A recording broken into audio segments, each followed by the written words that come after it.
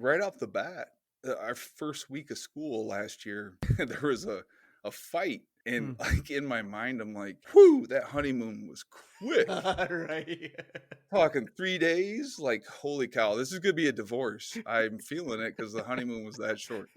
It's like those terrible, like, dating shows where, like, you're just watching the train wreck happen on their very first date, And it's just like, "Oh, Right, there's no romance behind this. The honeymoon is gone. right. It's just chaos to begin with." This is dysfunctional, Right. right? Welcome to the 2023 season of Kids Gone Wild.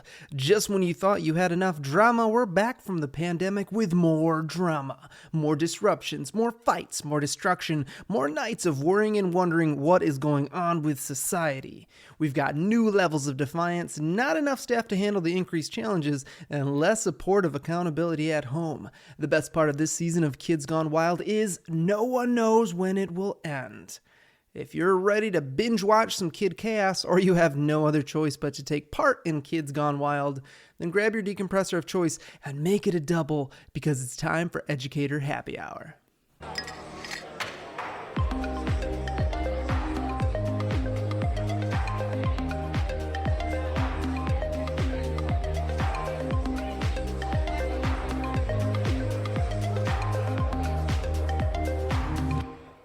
Educator Happy Hour is brought to you by Top Youth Speakers. Are you looking to inspire your students or staff to not only motivate their thinking but their actions in school and beyond? Then check out Top Youth Speakers. Top Youth Speakers is a group of 33 carefully vetted speakers and professional development leaders whose messages are engaging, evidence-based, and life-changing. Browse speakers, check out customer reviews, and watch preview videos at topyouthspeakers.com. Kids Gone Wild is our topic today, and it's kind of found its way into a lot of our episodes because it is a pervasive challenge in schools today.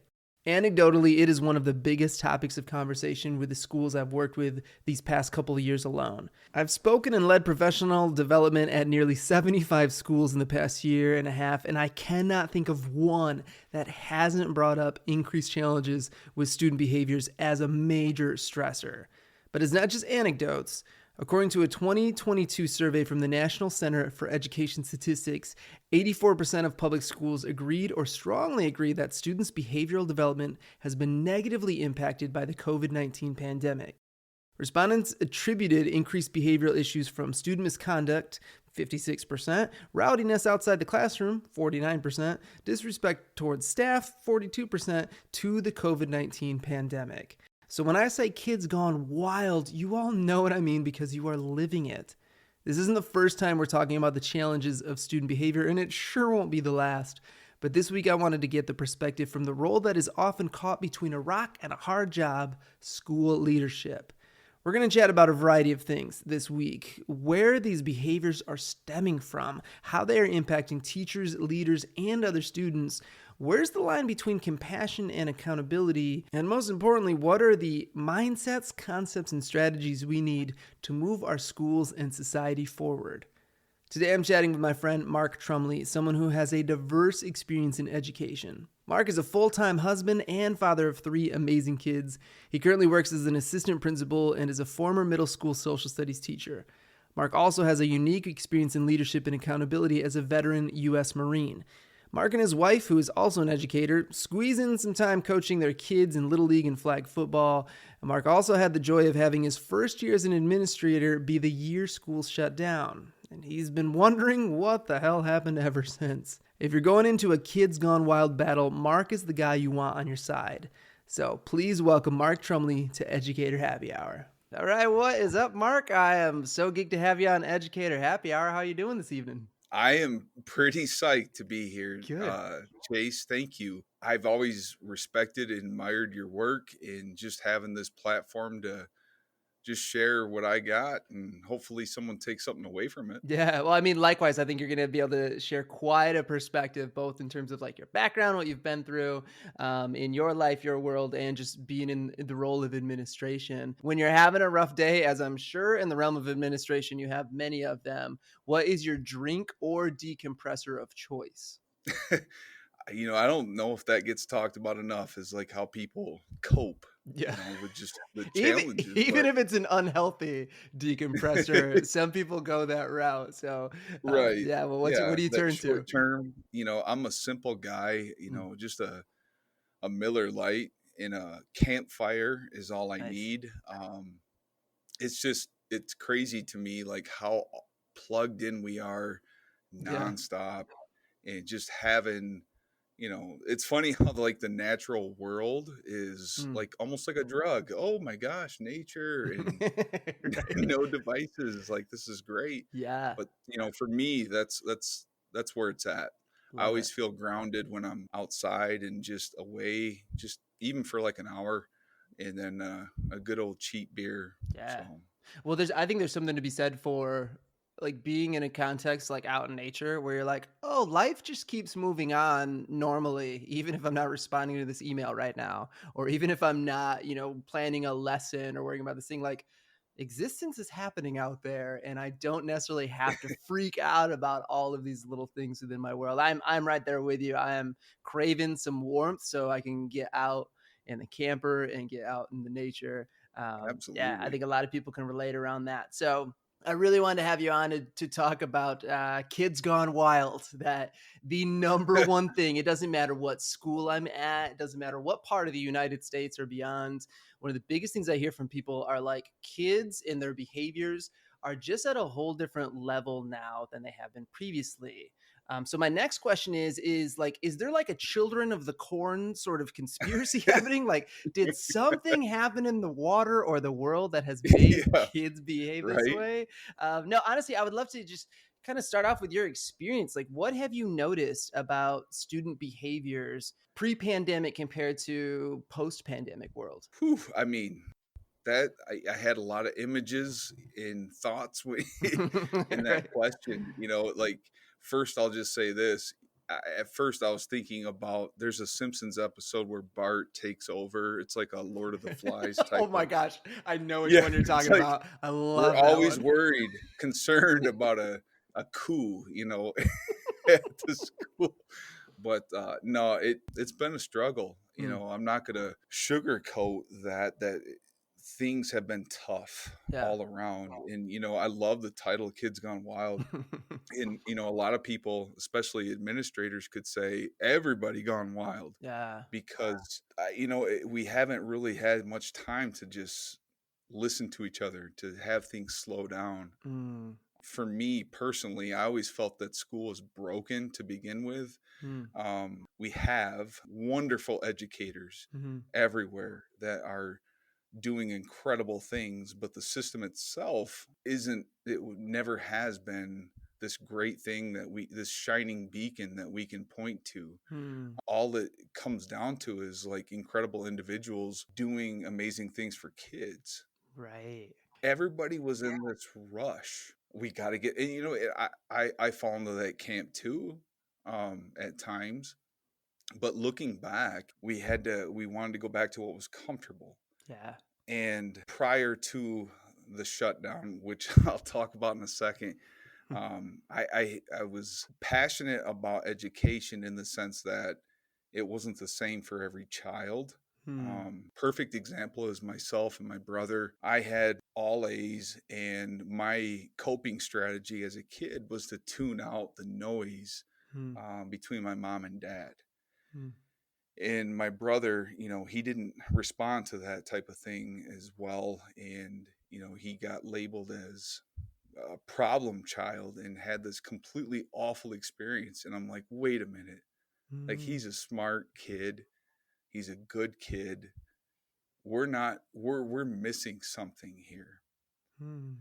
And created this class here in the district that I'm currently in, and it was designed to help kids basically meet some of those expectations on what they need in order to do school. Hmm. And that was where we were at before things went to shit, Right. because they did. Yeah.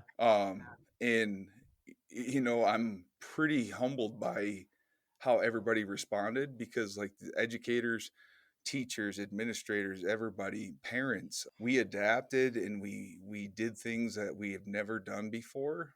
And then, you add in the stressors of the pandemic, add in all the political turmoil, and then nobody wants to listen to each other. Hmm. Everybody's stressed out. You see rising cases of trauma and domestic disputes at home during Hmm. the shutdown, and we there's no structure. Nobody has faith in anything, and then we're all back. Right. Good luck. That was the year that we truly came back last year, and it was by far the toughest year I've ever had Yeah. personally. And I know a lot of people, not just in administration, but teachers can also, attest to that. We had such a spike in behaviors, like extreme, Hmm. right off the bat. Our first week of school last year, there was a fight. And Hmm. like in my mind, I'm like, whew, that honeymoon was quick. Right. Talking 3 days, like, holy cow, this is gonna be a divorce. I'm feeling it because the honeymoon was that short. It's like Um, those terrible like dating shows where like you're just watching the train wreck happen on their very first date, and it's just like, oh, right, there's no romance behind this. The honeymoon is gone. right. It's just chaos to begin with. This is dysfunctional, Right. right? Yeah. Yeah. So, there's just so many factors that go into what we're seeing right now. Yeah. That was what I was getting at. So, A couple things, like a thread that I'm hearing through what you're saying is I'm also a believer that there were things that were not great within the system of education long before the pandemic hit, in terms of just how teachers are supported, prepared, how teachers implement skill sets, and even just how they're honored and valued for what they do. And our approach to education in a lot of ways just does not support the learning of all students, like this. So there are all these things that were happening, and then the pandemic, it was almost like there were these cockroach issues in the walls already, and then the pandemic opened and exposed those walls, and now everything is starting to flood out. And I think that's what I hear from a lot of educators, is that, like, some of the stuff was happening long ago, but now it's just getting worse because people are exhausted, because the things that were in place just aren't as strong anymore. And the other thing that you mentioned that I think is illuminating is it's almost like people succeeding in education was despite the system rather than a product of the system. It was like great oh, individuals totally. going above and beyond, or students Yes. really like coming from this rare place of resilience to break their cycles. And so it wasn't like necessarily the system created that. It was, thank goodness we have some amazing, hardworking, intelligent Yes. people to allow some success throughout. It's like despite the system, we were Yeah. able to do this, Yeah. overcome these barriers. That's what it's all about. Yeah. So what are some of the things that if you had the proverbial magic wand, what would be some things about the system, or at least like how teachers approach it, or school leadership approaches it, or parents, students? What do you think would make a big impact in starting to address some of these challenges? System changes. I think we need to tap into the mindset more collectively. Hmm. When we talk about teachers, admin, students, parents, all stakeholders, Hmm. and have this, everybody's at the table, kind of sit down. Hmm. First and foremost, we need to get to this point to where we actually truly value educators. Hmm. I say educators a lot because it's, anybody involved in education that I Yeah. just, teachers especially, Yeah. because until we value what they do, and it's incredible. And Yeah. I can't say that enough. Until we get to that point where we value what they do on a day-to-day basis, nothing is going to change. Yeah. And the first step into change is an awareness, Hmm. and we cannot get to an awareness until we get everybody at the table to have this conversation. And I'm speaking in this way like it's a metaphor, but there's lots of things that we can do, little things, but we need to be more inclusive of everybody who has at stake, because it's almost like we have competing factions everywhere Right. competing against, and the kids suffer from that. Yeah. At the end of the day, we're here for them, and adults tend to get in the way of that, Yeah. unfortunately. For sure. The tribalism is intense. I think, It of the things is. I've kinda noticed over the past couple years is that is the one that seems to be the most glaring, is that people feel so far apart on how they view the world and what they think is important and what they think the purpose of education in general, but especially public education is. And Yeah, more often than not, like when people actually sit down and come from a place of like wanting to understand, they realize like, oh no, we all do want the same thing. Like we right. want kids to be Exactly. successful and we want them to have skills and we want them to have pathways and we want them to feel affirmed. Like if people could come from that place, and like you said, all stakeholders, if students could be there to share their voice and their opinion and listen, and teachers and parents and support staff and leaders, school Yeah. board, like that's the type of stuff that I think would make a It difference. it takes everybody. That's what it's going to take Yeah. for any monumental shift to happen. There's got to be these competing factions coming together. Yeah. And right now, when we came back last year, it was like, oh my gosh, they're wearing masks. Can you believe that? Oh my gosh, they're not in school every day. Can you believe that? Oh my gosh, they're in school. Can you believe Right. that? Like everything was like just going to get pissed off at. Yeah. And it's like the school, we're getting all this blame for this, that, the other. And it's like we became the liver of society. We're Mm. filtering out all the BS. And then, but really is like we're like the lifeline. We're the heart and soul Yeah. and the brain of this country. And we're teachers are getting pissed on, and Yeah. there's got to be more people in positions of power that have backbones to really tell people like this is not okay. Mm.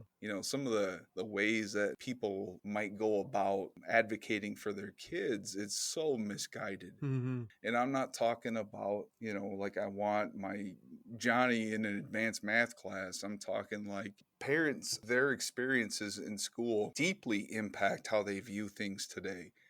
In schools back when most parents were not as good as they are today. Mm. And that isn't to say that like the teachers are any worse. It's just that schools are more encompassing of Mm. student needs Mm. than they ever have been. As much as I'd like to go about as the flaws in the system, the fact is like we do so much Right. for kids. The food service at our school, how many thousands of meals, and just that dedication of people. Yeah. I mean, it really is the heart and soul of any community, is the public school system. Yeah. What are some ways that you've either attempted or plan to attempt to start to bridge some of that gap? Because you do have a leadership position where, Yeah, you can help yeah. make some decisions and help be a liaison between those different parties. What would some things be that you'd like to try or have tried to start to create that dialogue of we're all in it for the right reasons and heading in the right direction? A lot of that, I think would have to go to leave your ego at the door. Mm. I I kind of gravitate towards that because there have been situations where there might be a student behavior. I have to reach out to home, and I'm warned against some parents based on maybe they Mm. weren't cooperative before or whatever. And for me personally, I'm like, oh, all right, well, let's get them, let's build that bridge back Mm. up. Like that's a perfect opportunity.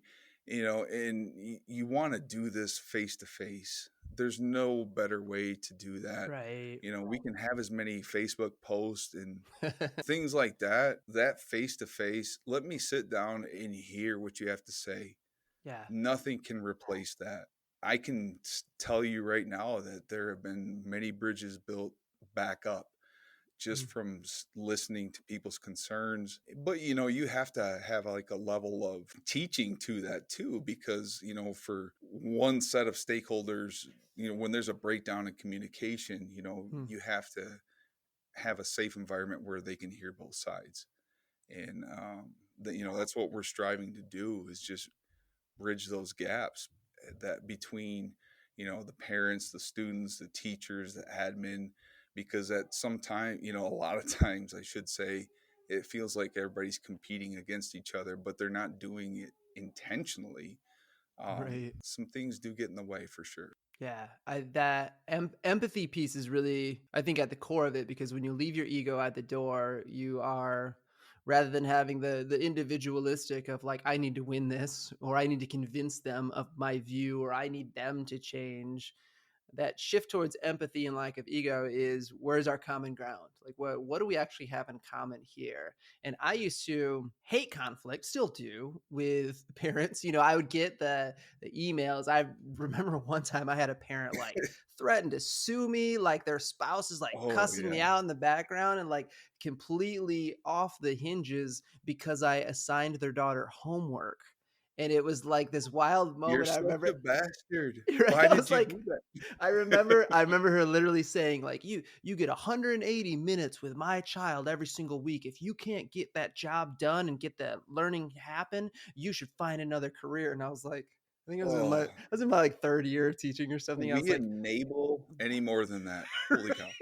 I was like, what is happening? And I really wanted to go to this place of like, screw them. Like they are like ignorant, like they have no idea. But like by my nature, it's like I don't rest well with conflict. And so, I remember like having a deeper conversation on the phone. And I remember when that parent came up in parent teacher conferences, and like I really had to shift. And by the end of it, her kid is a senior, like she's just randomly popping in on parent teacher conferences, and her seniors like coming up and chatting it up with me, and like I'm talking to him afterwards. And it was the evolution of this relationship that I would have never expected, because on the surface it was like, these people hate education, they hate me, they don't know what they're doing.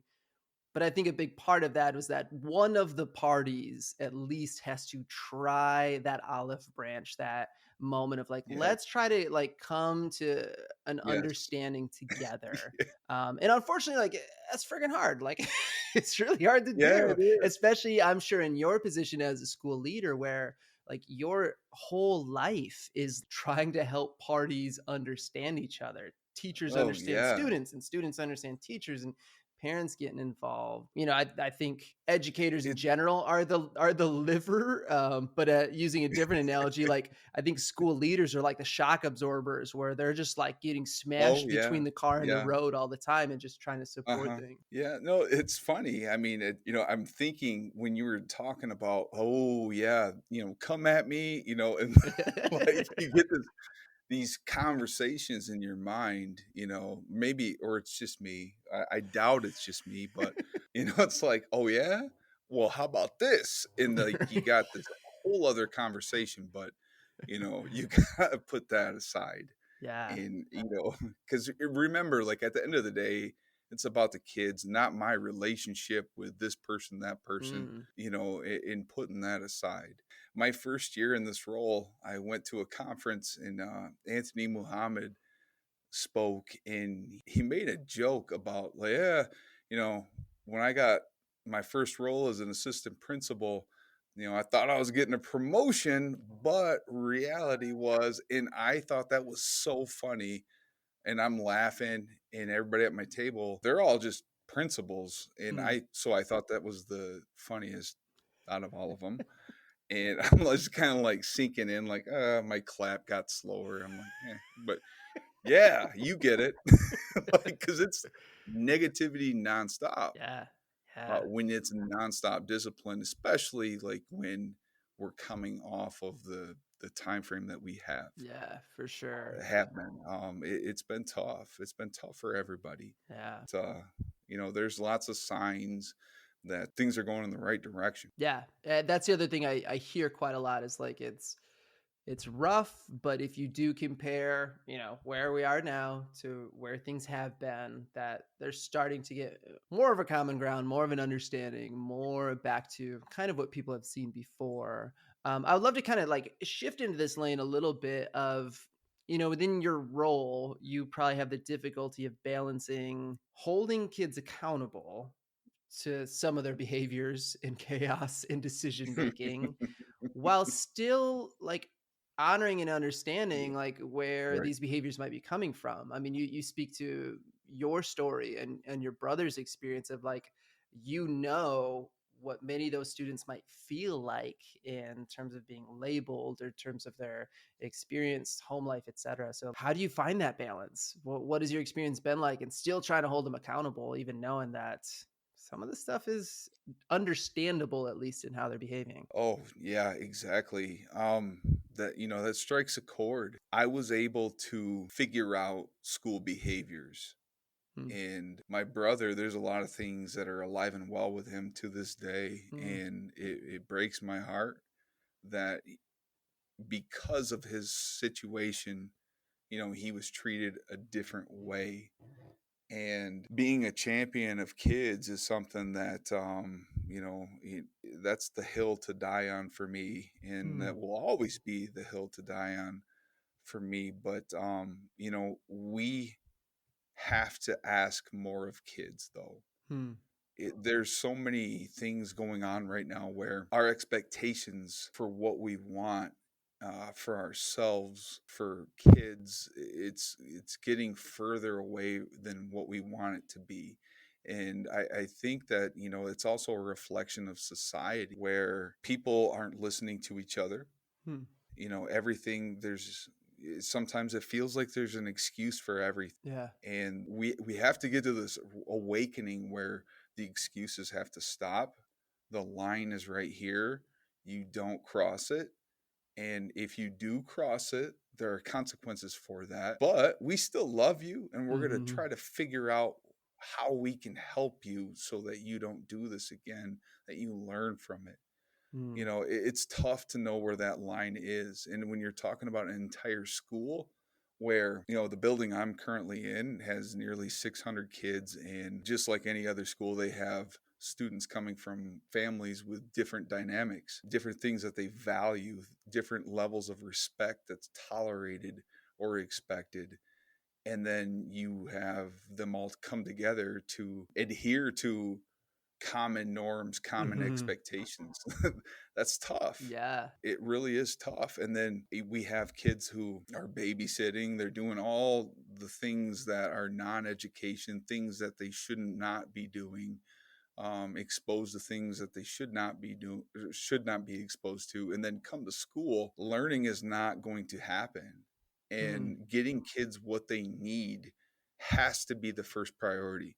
Hmm. We're all invested on learning out, but that's just what they are. They're outcomes. Hmm. We often think about outcomes way too much.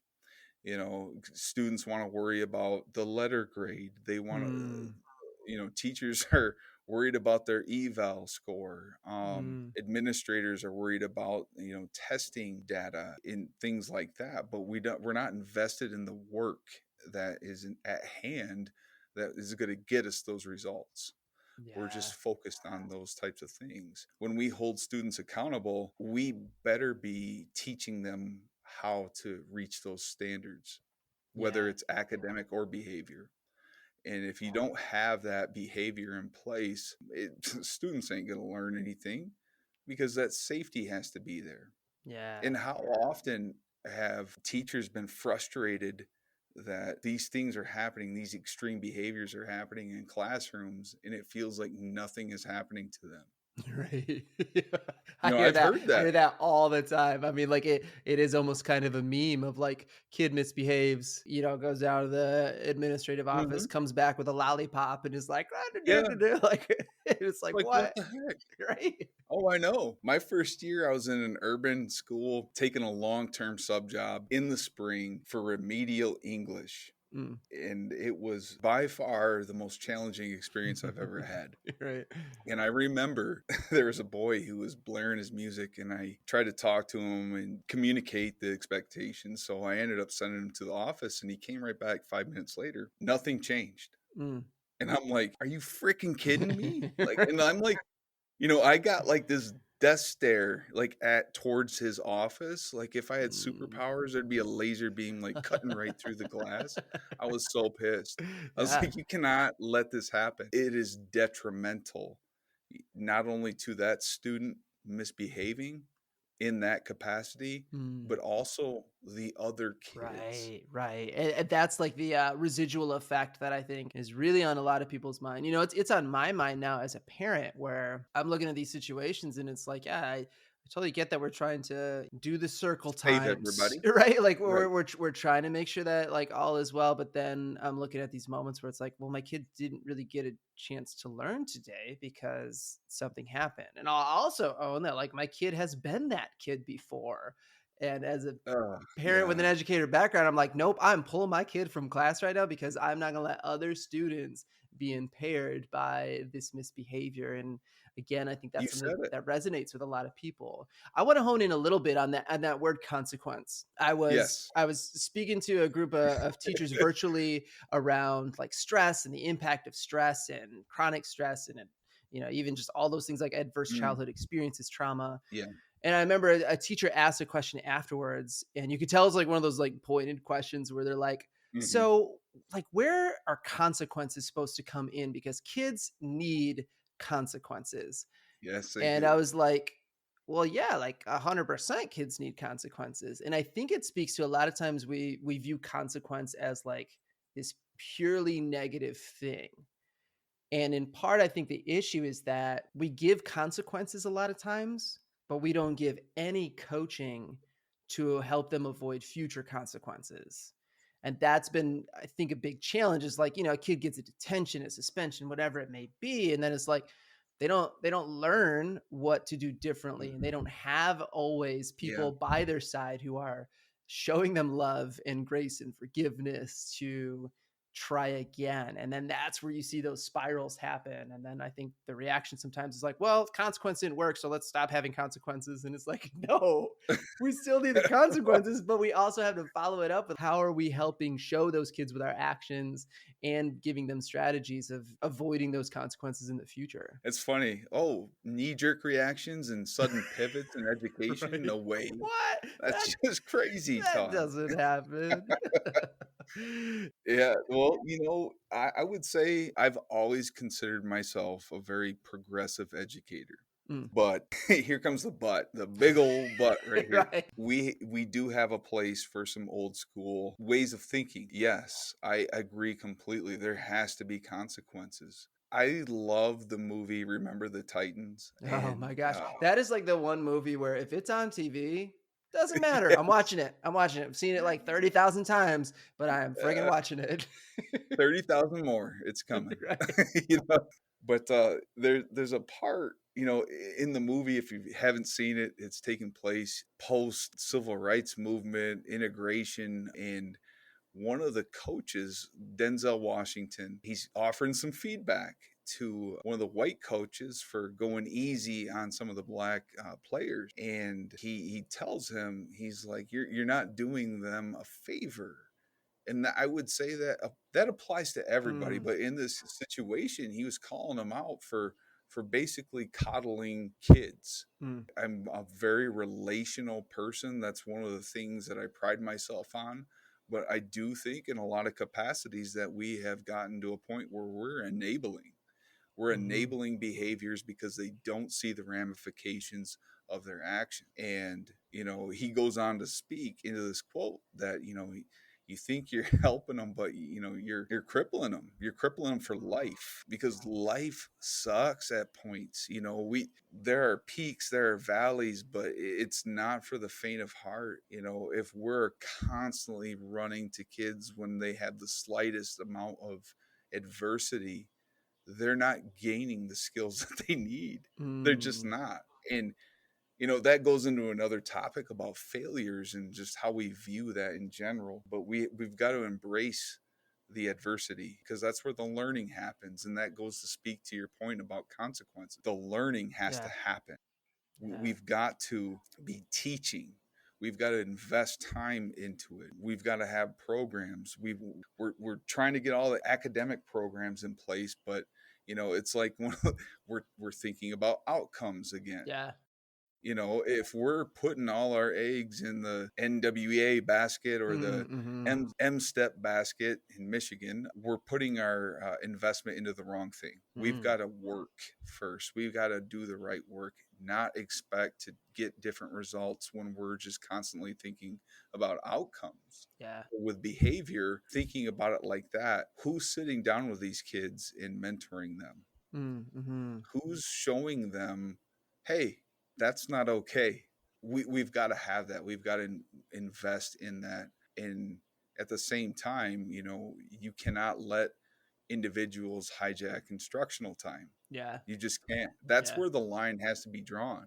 Right. We are in the business to help kids reach academic gains and learn content and learn skills. And so once the behaviors are really drastically impacting that, that seems like it should be definitely a clear line in the sand for most leaders, most teachers in general. The vision I'm getting right now of this Yeah. conversation is, I'm almost seeing kind of like a pyramid or structure where like consequences are up there as a way to try to hold kids accountable, but below those consequences are competence of good Mhm.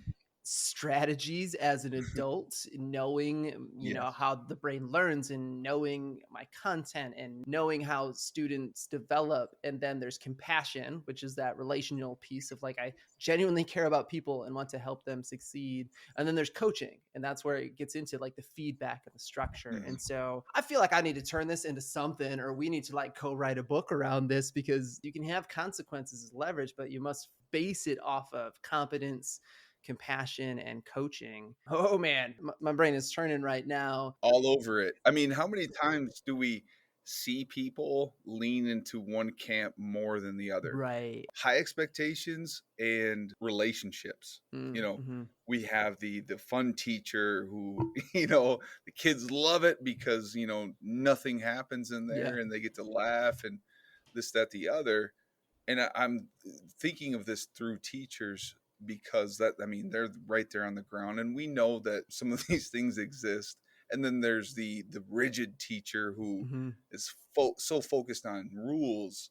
It's very authoritarian, and is it compliance or is it Mm, engagement? right.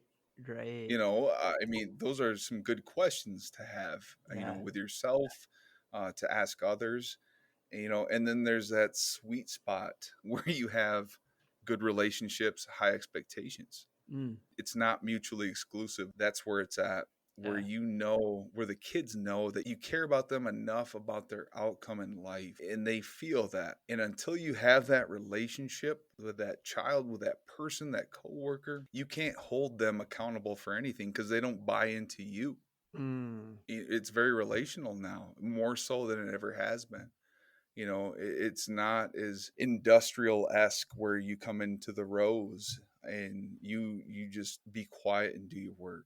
mm, They have to buy into you as a yeah, person, and we need to treat kids like the whole package too. for sure. Yeah, I'm not going to care if you don't know the Pythagorean theorem if you're watching your baby brother Yeah. in the evening Yeah. right now. We need to make sure that you get what you need. Then we can talk about the others, because it won't happen until we get kids what they need. I think that's a good space to linger with. If we're going to dive into our final segment of the show, statements. I'm going to give you a statement. You're going to say you strongly agree, disagree, or strongly disagree. And then we might follow up. Some of these are going to touch on things we've been talking about or alluding to already. But here's your first statement. It's genuine curiosity, has nothing to do with education. Modern video games are superior to early video games. Oh, I can't answer this as a objective person because I don't play modern video games. I played the old ones, and those kick ass, so I'm going to go with old ones. Yeah. But you just have to go with that disclaimer, that I don't, I try to talk to the kids about the video games, and in my mind, I'm losing interest real fast. And maybe that's me getting old, but like, I'm nodding up and down like, yeah, that's sweet.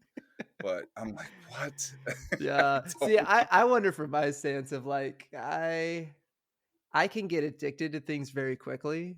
And Okay. I'm sure I could get into some modern video games, I'm fall in deep, yeah, but I don't have time for that. I My know. I wife try will be discontent, my family will fall apart, my career will. So it's like, it's almost like one of those things where it's like, I'm sure they're really cool, but I'm just not going to touch it right now. Like, right. it's just, it's not Right. for me. That's the drug I'm just going to not mess with. So Exactly. here's your next statement. I have an inkling of where you might go with this, but let's Okay. see. Out of school suspensions are an Mm, effective way to manage student misbehavior. well, I am not a fan of blanket statements. It is for some, Mm, and not for all, but it is for some. mm, I don't know how to answer it a different way because that's a reality. You've got to have some leverage and some mhm, agency when, doing consequences because it has to reach that level where the students feel it, mm. but it's not overboard at the same time. The worst thing that you can do is send kids into a toxic environment. Right. I think that that's one of the parts that a lot of people struggle with, even if they're behind the idea of suspensions. Is like, well, like you don't really know that what's happening at home is Right. either A, like even a punishment at all or consequence or like something where a student feels like, oh, I'd rather be in school, or like you really don't know the condition there. Yeah. And I think it's tricky. Earlier we talked about that idea of like, well, if the misbehavior is getting so bad that other kids are having a worse learning experience, then like, yeah, there probably has to be some removal from that misbehavior so that the rest of the class can function and move forward. But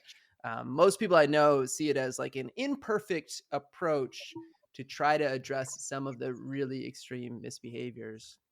Absolutely. I completely agree. It brings up the question is what are we doing then? Yeah. What alternative options do we have for students who misbehave because schools are strapped. Yeah. Yeah. Um, Even with just like personnel. we have no choice. We got to send them home, and Right. that's not the answer. Yeah. All right. Last statement. Student misbehavior is an instructional issue, not a behavior management issue. I just realized I'm not answering these strongly agree or disagree. You're good. I'm I just think people talking. I think most people get a sense of where you're landing. My guess is that last one you would have said like agree-ish. Yeah, agree-ish. I Right. like it. I would say, damn, that's these are so situational, Chase. That Yeah. because they do come up. Mm. You can have misbehavior from honestly like boring ass instruction where the Mhm, kids are mhm, checked out. But there's also that component to where they need to just toe the line because an mhm. adult asked them to. You know, Right, yeah. so it does play a role into it. So I am gonna pin you down to an agree, strongly disagree. Student misbehavior is an instructional issue, not a behavior management issue. What would be the word, the answer to that one? Agree just a little bit. I love the pain that you're experiencing right now. Oh man. Well, I don't want. Here's the thing, like I don't want that to take away from anything that anybody does in the Yeah, classroom yeah, ever. right. It's not even a product of. It's not like a character flaw. Yeah, It's a product of what the last few years have been. yeah, yeah, Like for sure. people are freaking tired, and we're still recovering, and we're competing against all kinds of crap that Yeah. get students attention, and they don't have to actually entertain themselves. It just comes right at them, and it's a tall task. We have to revolutionize the way that we do education, but we also have to support teachers and students in doing the right thing Mm. and in keeping them accountable. So there's more than one facet to it. I could ramble about that for days, but I feel like any one of those statements could be its own episode of discussion for sure. yeah, Thank you, Mark, so much for sharing your yeah, insight and just where you yeah. have been and where you're at. I mean, so many educators and school leaders, I think, can feel affirmed and empowered and encouraged by your insights and what you've shared today.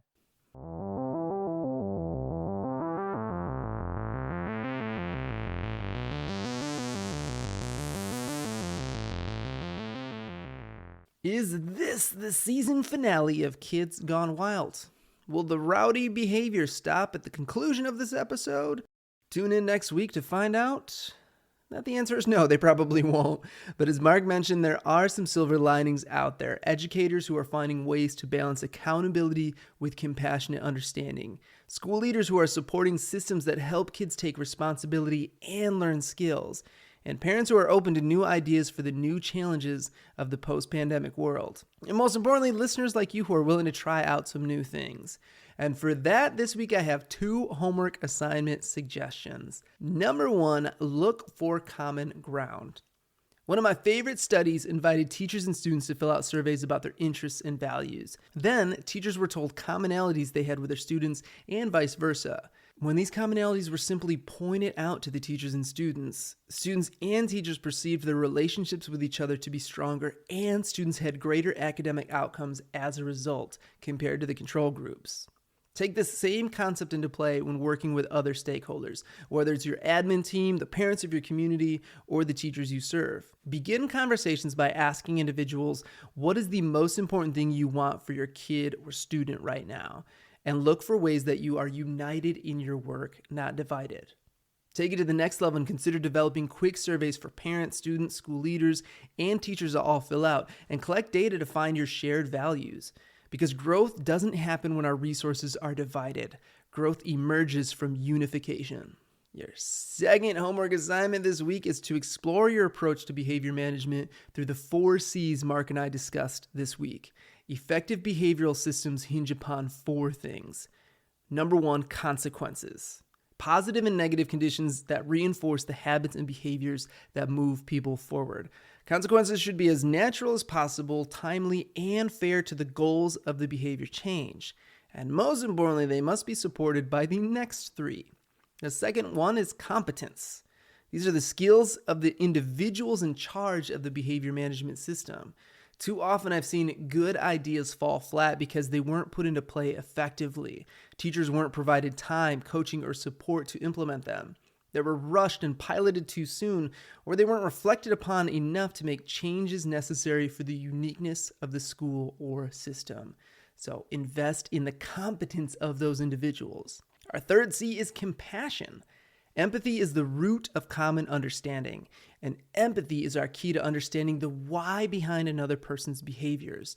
Remember that no action happens in a vacuum. There is context and nuance. The more we understand these nuances, the more we address the systemic issues and not just the individuals. Seek understanding before you seek change. And our fourth C is coaching. Behavioral issues are often skill issues. Self-awareness, self-regulation, interpersonal skills, we have to teach these to students directly. During a challenge, our brains are wired for fight, flight, freeze, often the behaviors we least want students to use in hard situations.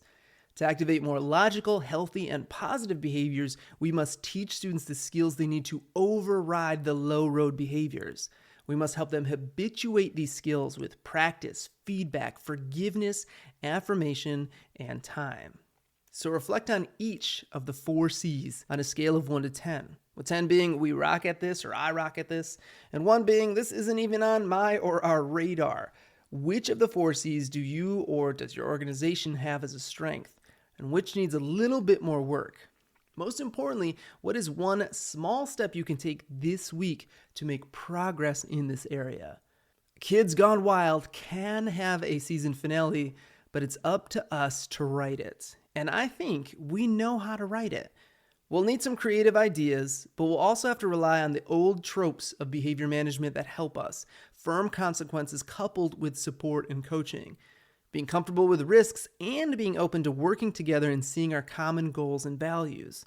Being the liver and the brain, the hand to hold each other accountable and the hand to lift each other up. With that, you happy hour hodgepodge of people, I extend my hand to you, whether you need an air 5, a lift off the ground, or for me to pass you another drink. I'm here for y'all.